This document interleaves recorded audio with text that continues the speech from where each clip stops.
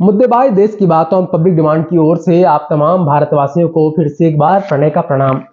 और जैसा कि आप जानते हैं, मुद्देबाज देश की बात प्रतिभाओं की खोज करता है और जो लोग समाज में कुछ अच्छा करते हैं, नेक कार्य करते हैं, उन्हें हम आपके सामने पेश करते हैं, लेकर आते हैं। उनमें से एक अगर बात करें तो कानूनविद है, लीगल एडवाइजर के तौर पर समाज में अपनी प्रतिष्ठा स्थापित कर चुकी हैं। तो ऐसे ही एक मेहमान को हम आपके सामने लेकर आए हैं जिनका नाम है जयश्री द्विवेदी। तो चलिए सबसे पहले मुलाकात करते हैं और जानते हैं जयश्री द्विवेदी के बारे में और फिर चलेंगे हम सशक्तिकरण की ओर। तो सबसे पहले जयश्री जी, आपसे जानना चाहेंगे कि अगर संक्षिप्त रूप में कोई पूछे कि जयश्री द्विवेदी कौन है तो आप कैसे बताएंगी?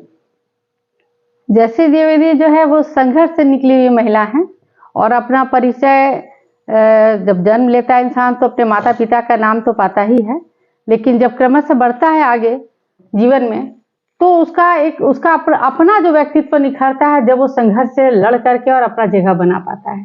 तो मेरे जिंदगी में कुछ ऐसा सरकमस्टांसेस हुआ, ऐसी स्थितियां बन गई कि हमको अपने समाज और घर के बीच में लड़ करके अपना वजूद को बचाने वाली बात हो गई थी।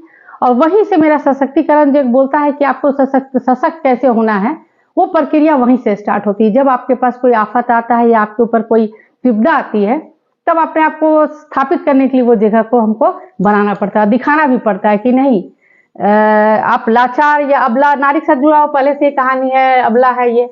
तो कितना बार ऐसा लाइफ में होता है कि कोई नारी अबला ऐसा नहीं है, सबला की बात नहीं होती। बात होती है कि आप अपने आप को समाज में जब परेशानी आती है या परिस्थिति प्रतिकूल हो तो अपने आप को कैसे खड़ा करते हैं। सच्चाई यही है कि अपने आप को कोई भी इंसान, चाहे वो औरत हो या मर्द हो, परिस्थितियां जब अनुकूल नहीं रहे, प्रतिकूल रहे, तो उसको अपने आप को उस जगह पर अपना आप को बनाए रखना, उस स्थिति के अनुसार चलना और खुद एक पहचान बनाना, वो आपके अपने हाथ में रहता है। लीगल एडवाइजर के तौर पे आपने कब से काम करना शुरू किया और कैसे इसमें आप आगे बढ़े, किस किस पद को सुशोभित किया, ये जानना चाहेंगे? हाँ, ये पर्सनल जीवन में हमको जब कानून से मेरा पाला पड़ा, अपने पारिवारिक जीवन को लेकर हमको जाना पड़ा, जब कोर्ट कचहरी, वहां पर एज ए क्लाइंट ही हम जाते थे। वहां पर जाते जाते मैंने देखा कि खुद के लड़ने के लिए आपको कानून का जानकारी होना बहुत जरूरी है, क्योंकि अगर आप कानून को जानेंगे नहीं तो आप पेशेंस नहीं रख पाएंगे, क्योंकि कानून की प्रक्रिया इतनी लंबी होती है और इतना टॉर्चरफुल हो जाता है कभी कभी कि लगता है कि अगर आपको समझ नहीं रखेंगे तो आप अनबैलेंस्ड हो जाएंगे। वहीं पर आदमी प्राय भटकता है और छोड़ देता है उस प्रक्रिया का साथ, है ना। तो लेकिन वही है कि जब मैंने इस स्थिति को देखा तो मैंने लॉ को पढ़ाई, मैंने साइड से पढ़ना शुरू किया, केस लड़ती रही। साथ में मैंने वहां पर देखा कि किन किन पदों पर आदमी कैसे इस जगह पर जा सकता है कि कानून को समझे और लड़े। तो मैं उस प्रक्रिया में वहां कोर्ट जाते जाते मुझे पता चला कि यहाँ एक जुवेनाइल जस्टिस बोर्ड भी होता है, बच्चों का न्याय बच्चों से जुड़ा हुआ था, क्योंकि मैं अपने बच्चों के अधिकार के लिए भी लड़ रही थी। तो मुझे एक मौका मिल गया, एक मंच मिला। कभी कभी ईश्वर प्रदान करता है, वो जगह देता है आपको कि आप उसको पकड़ ले उस जगह को। तो मैंने अपना कोशिश किया और मैं जुवेनाइल जस्टिस बोर्ड में इंटरव्यू दी। उसके बाद उसको मैं फॉर्म भरने के बाद इंटरव्यू और मैं उसमें सेलेक्ट हुई। सेलेक्ट होने के बाद जब मैं उस जगह पर पहुंची हूँ तब मुझे पता चला कि कानून का प्रक्रिया को आप कैसे, पेचीदगियों को आप कैसे हैंडल करते हैं और क्या क्या चीज आती है परेशानी कानून की प्रक्रिया में। तो एक चीज मैंने पाया पूरे अपने जिंदगी में, जितना अभी तक मैं जिस वक्त मैं परमानेंट लोक अदालत में गई 5 साल के लिए, लेकिन फिर मैं वहां पर थाना में जितनी भी थी महिलाएं, लोगों का जो महिला थाना था, उस थाने का भी केस मैंने सॉल्व किया है। एज ए मेंबर के रूप में मुझे महिला थाना के सदस्य के रूप में जोड़ा गया था। तो मैंने देखा कि वहां पर प्राय लड़ाई जो होता है और कानून के बात पर होता है, और अपना अधिकार पर जितना सजग रहेंगे और जितना सजगता के साथ आप निकलने के प्रयास में रहेंगे उस फंदे से, वो ज्यादा आपको क्योर करता है और सशक्त ज्यादा बनाता है। होता है क्या है कि हम लोग औरतें लोग जाती ज्यादातर मेंटेनेंस के लिए, और होता है कि मेंटेनेंस आपको आज दाखिल कर रही है, वो कब आपको मिलेगा आपको पता नहीं। उस प्रक्रिया में लड़ते लड़ते बच्चे तो बड़े होने रहते, उनको भी तो जरूरत रहती। जरूरत इंसान को लड़ना भी सिखाता है और खड़ा होना भी सिखाता है। जैसे कि अगर आम नागरिकों की बात करते हैं ना, तो अक्सर देखते हैं नहीं, पुलिस हो गए या फिर कोई कानूनविद हो गए या फिर न्यायालय जैसे कोर्ट, तो इन तमाम चीजों के चक्करों से, उलझनों से बचने का प्रयास करते हैं। लेकिन आपको देखकर ऐसा लग रहा है कि आपने कानून से दोस्ती कर ली।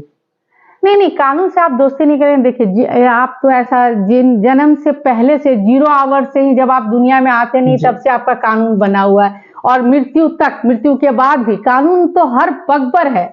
मनुष्य के समाज में एक रिदम में रहने के लिए, एक बैलेंस में रहने के लिए कानून का बहुत बहुत बड़ा रोल रहता है। और है, दोस्ती तो करना पड़ेगा ना कानून से।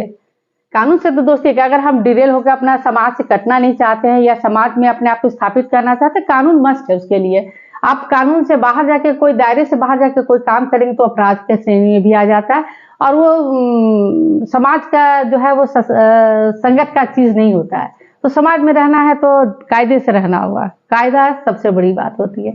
तो कायदा जो है वो कानून बताता है आपको अच्छे से, तो ये तो जरूरी है। अब दोस्ती करने का बात ये नहीं होता है कि कानून आपको कानून पग पग पर साथ देता है, आपको कानून को समझना होगा जी। कानून में आप अपने तरफ में अपना जो अधिकार है उसके प्रति जितना सजगता रखेंगे, उतना अपने कर्तव्य के प्रति भी सजगता रखेंगे, तब अपराध नहीं होगा। कभी कभी कानून का गलत इस्तेमाल बहुत जोर से हो जाता है, बहुत सारा स्थितियों में देखा गया है। और कानून हमेशा आप देखेंगे वैसा नहीं कि जो एक बंद करके आ गया उसी में रहता, बदलाव उसमें भी आता गया क्रमशः। जैसे कोई चीज सुविधा दिया गया आपको कानून से, और उसका अगर आप बेजा फायदा उठाते हैं तो कानून वहां आगे जाकर के उस चीज को समझती है, उसमें भी बहुत सारा संशोधन होता है। महिलाओं को जब जलाया जाए, पहले महिलाओं को कोई अधिकार नहीं था, लेकिन जब समझ में आया कि नहीं महिलाओं के साथ तो बहुत अत्याचार हो रहा, तो महिला के लिए भी बहुत सारे कानून आए। अब की स्थिति ऐसी है कि बहुत सारे कानून ऐसे भी बन रहे हैं जिसका फायदा महिला उठा रही हैं, उसको गलत ट्रैक पे ले आ रही। आपको मैंने कहा ना, कायदे से रहने के, कायदा अगर पाना है तो कायदे से रहना भी सीखना होगा। समाज में ना 3 वर्ग के लोग हैं। भारतीय समाज की बात करेंगे तो यहाँ मुख्य रूप से 3 वर्ग के लोग हैं, महिला, पुरुष और ट्रांसजेंडर। दूसरा है कि अक्सर ना गवर्नमेंट की बात कर ले या आम पब्लिक की बात कर ले या जो एजुकेटेड पीपल्स हैं उनकी बात कर ले, तो उनका स्पष्ट रूप से कहना है जेंडर इक्वालिटी। और जब जेंडर इक्वालिटी की बात करते हैं तो कहीं ना कहीं भारत को सशक्त बनाने की दिशा में हम काम करना शुरू करते हैं। ये दोनों चीजें जो है ना, बैलेंसिंग कंडीशन, ये जानना चाहेंगे कि जो जेंडर इक्वालिटी की बात होती है, 3 वर्ग हैं, और साथ में सशक्तिकरण की बात होती है, क्योंकि तीनों वर्ग जब तक सशक्त नहीं होंगे तब तक हमारा भारत में तो सशक्त होगा ना, भारत विकसित होगा। तो इसके बारे में आपका क्या सोच है? देखिए ऐसा है ना कि 3 जेंडर निर्धारित किया कि अभी तो नया हाल में मिला है, बहुत ज्यादा दिन नहीं हुआ है जेंडर तीसरे को, ट्रांसजेंडरों को एक देते हुए। मेरा कहना है कि महिलाएं और पुरुष, एक शब्द आता है चेक एंड बैलेंस नीति, एक जो नीति होती है वो रिश्तों में भी रहती है और वो समाज में भी रहनी चाहिए। यानी जब आपको पता चले कि आप कोई चीज को, आपको अधिकार, मैंने पहले भी कहा ना कि महिला और पुरुष दोनों जब बराबरी की बात करते हैं, और तो या ट्रांसजेंडर हो, सब जब बराबरी की बात करते हैं तो आपका सोच और कर्म दोनों एक इक्वल जैसा होना चाहिए। फिर आप बेनिफिशियरी बनने का कोशिश आपको उस वक्त में नहीं करनी चाहिए। बेनिफिशियरी बनने का मतलब आप अपने आप को कमजोर बना रहे हैं, अपने आप को अबला बता रहे हैं, या अपने आप को समाज से कटा हुआ बता रहे हैं, तब आपको कुछ चाहिए होता है सहयोग। किसको बैसाखी पकड़ाते हैं? जिनके अंदर डिसेबिलिटी होती है उनको हम बैसाख नहीं पकड़ना अगर हमको है तो। जब इक्वलिटी की बात करेंगे तो उसमें है कि ठीक है, मर्द समाज में सशक्त क्यों जाते हैं? क्योंकि वो पुरुष प्रधान से जाते हैं, तो समाज इसलिए बन गया था क्योंकि इकोनॉमिकल ग्राउंड पर पर्स जो होता है वो कंट्रोल पुरुष करता है जी।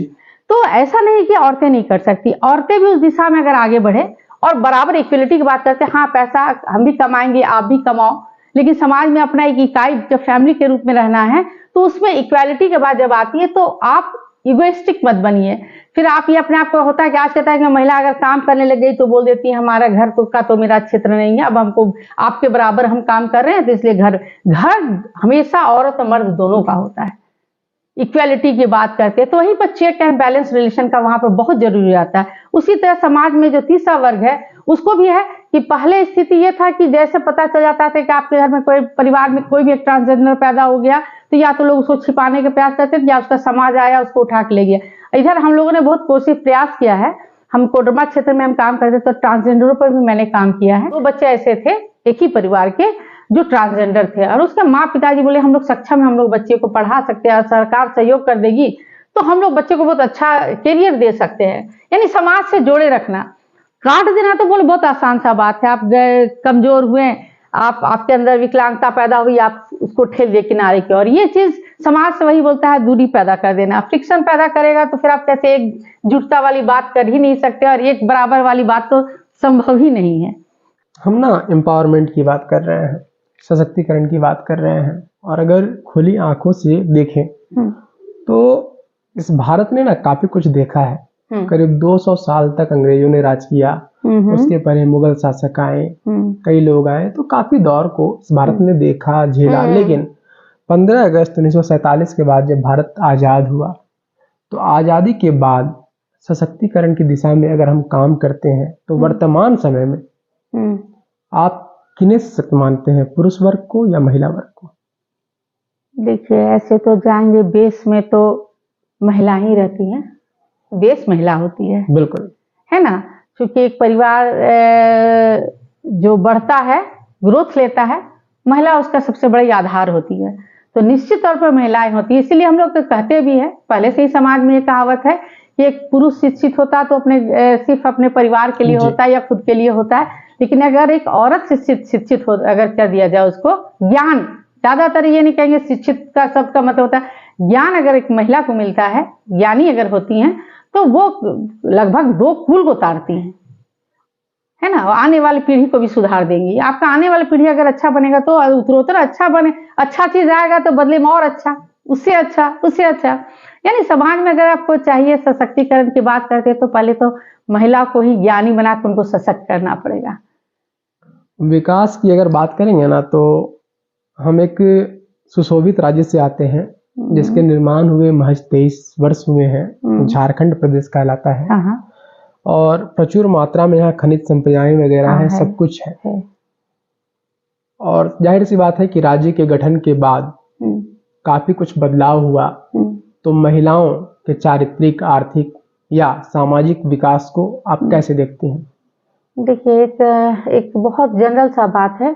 जब भीड़ बनता है, जब तक गांव था, पायस था, वहां पर उस वक्त में भी कुछ कमजोरियां होती थी, कुछ नेगेटिविटी उस वक्त में भी होती थी। लेकिन जैसे शहरीकरण की ओर जाने लग गया है, जब प्रगति की बात करते हैं तो कल कारखाना, बहुत सारा लोग जब आने लग जाते हैं, कभी कभी होता है मेरी अपनी सभ्यता जीने की कुछ और होती। झारखंड की हमेशा अलग रही है, एक पहचान रही है कि एक आदिवासी समाज रहा है, उसका अपना जीवन जीने का शैली बिल्कुल अलग रहा है।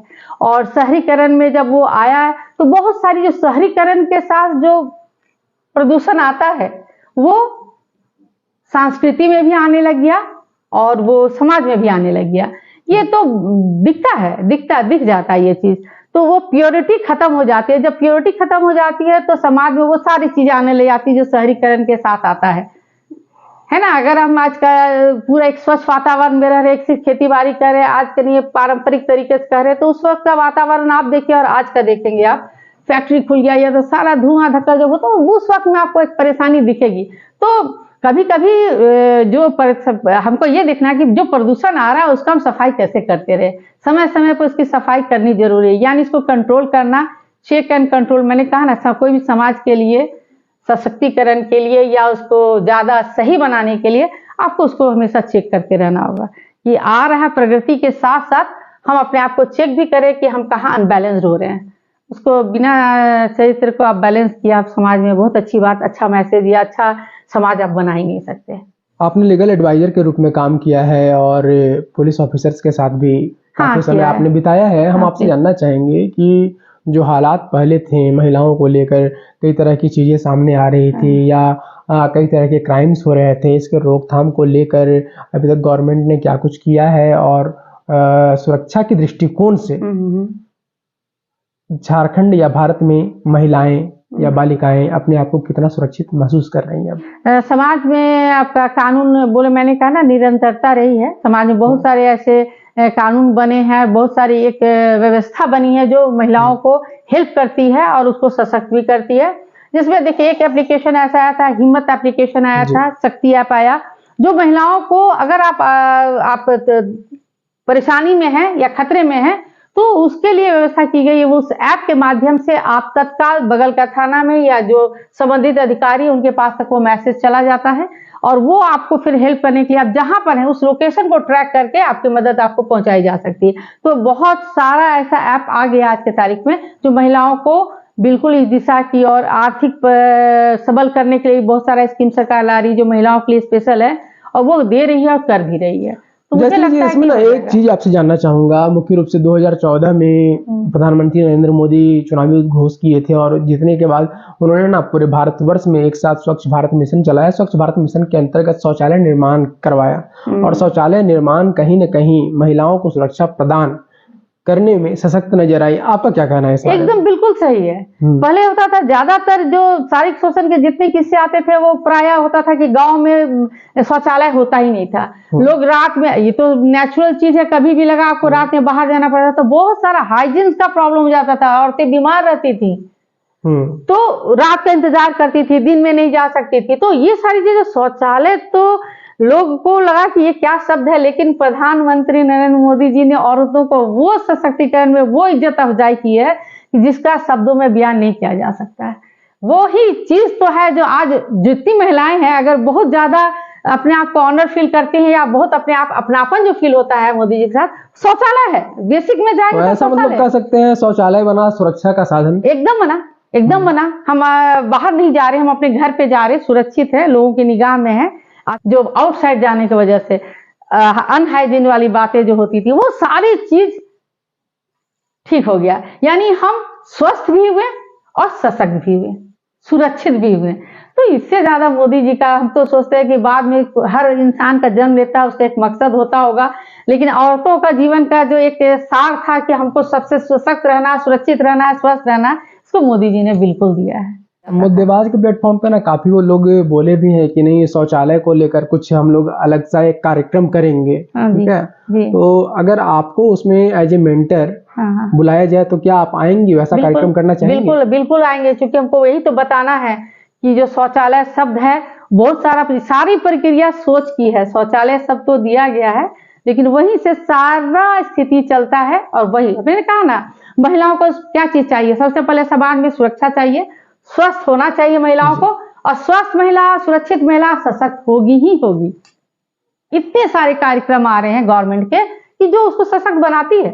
डिवाइस देश की बात हम पब्लिक डिमांड की ओर से आप तमाम देशवासियों को क्या कुछ संदेश देना चाहेंगे? यही कि अपने लिए, देखिए समाज में सब चीज है, सब चीज सबको सबके लिए लड़ना होता है, लेकिन सबसे पहला इंसान को होता है खुद का सोच, खुद का अपना विचारधारा, खुद का अपने भीतर का जो इनर शक्ति है उसको समझना और उसके लिए लड़ना। तभी आप अपने आप को स्थापित कर पाएंगे, चाहे वो मर्द हो या औरत हो या ट्रांसजेंडर हो। आपको खुद के लिए अपनी जगह बनानी पड़ेगी, आपको खुद की अपनी बात कहनी पड़ेगी, और अपना जो मुद्दा है आपका वो देश के बीच भी रखना पड़ेगा, समाज के बीच रखना पड़ेगा, परिवार के बीच रखना पड़ेगा। तो ये मुद्देबाज देश की बात, ये चीज बहुत अच्छे से खूबसूरती के साथ रख रही है, मुझे ऐसा महसूस होता है। तो मुझे लगता है कि हाँ, ये प्रोग्राम को ज्यादा से ज्यादा प्लेटफॉर्म मिलना चाहिए या जगह मिलना चाहिए, ताकि ये प्रचार होगा। जितने लोग अपनी बात अच्छे से कर पाएंगे तो सभी लोगों का विजन समाज में समझ में आएगा, सभी वर्ग के लोगों का, कि क्या होना चाहिए। ये जानना सबसे पहले ज्यादा जरूरी होता है समाज में, क्या क्या होना चाहिए और क्या नहीं होना चाहिए। तो मुद्देबाज देश की बात, यह मौका हम लोगों को देता है, तो मैं इसको अप्रिशिएट करती हूँ और मैं इसके समर्थन में रहूंगी। तो आप सुन रहे थे मुद्देबाज देश की बात हम पब्लिक डिमांड की ओर से एम्पावरमेंट पर जयश्री द्विवेदी की बातचीत, और इस क्रम में इन्होंने स्पष्ट रूप से बताया कि समाज में जो 3 वर्ग हैं वो लोग कैसे एम्पावर हो रहे हैं, कैसे समृद्ध हो रहे हैं, कैसे सशक्त बन रहे हैं। इसके अलावे शौचालय ने सोच को परिवर्तित किया और उस सोच ने समाज को परिवर्तित कर सकारात्मक पहल की है। इसी के साथ आप तमाम लोगों को धन्यवाद, प्रणाम आपका।